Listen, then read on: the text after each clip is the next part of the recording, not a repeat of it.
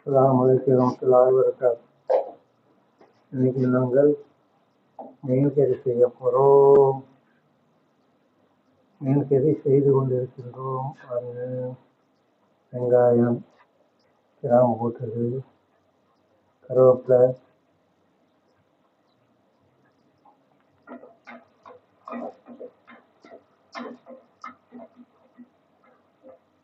சீரகம், கிராம்பு எல்லாம் போட்டாச்சு. கருவேப்பிலை போட்டாச்சு, வெங்காயம் போட்டாச்சு, பச்சை கொச்சிக்காய், பூண்டு, இஞ்சி, வெள்ளை பூண்டு, இஞ்சி போட்டுருக்கு. கொஞ்சம் அப்படியே ஒரு பொண்ணு ஒரு வடை வரட்டும்.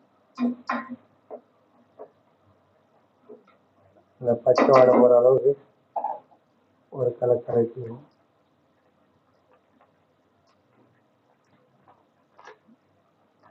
அடுத்தது என்னென்னா கொச்சிக்காத்தூள், தனி கொச்சிக்காத்தூள் இருக்குது.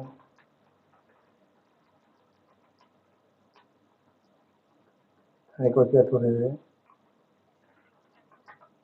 போதுமான அளவுக்கு போட்டிருக்கோம். மஞ்சத்தூள் வேணும். தக்காளி போடுறது,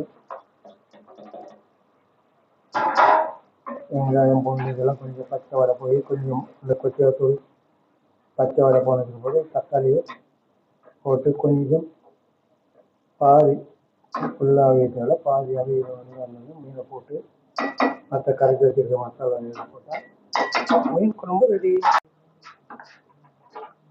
தக்காளி இந்த பதத்துக்கு வந்த உடனே தக்காளி போட்டு இந்த பதத்துக்கு வந்தோடனே இப்போ மீன் எடுத்து நாங்கள் மீன் வந்து இந்த மசாலா போட்டு கரைச்சி வச்சிருந்தோம், மசாலா போட்டு ஊற வச்சுருந்தோம். அந்த மீன் எடுத்து அப்படியே இதில் போட போகிறோம். மீனை எடுத்து போட்டு இன்னும் கொஞ்சம் நம்ம கரைச்சி வச்சுருக்க மசாலாவும் போட்டு மீன் வெந்து வந்தால் மீன் குழம்பு ரெடி.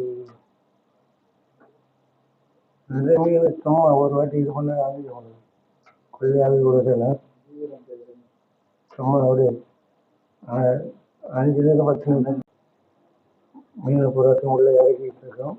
இறக்கி முடிஞ்சோடனே மேலே மசாலா போடுவோம்.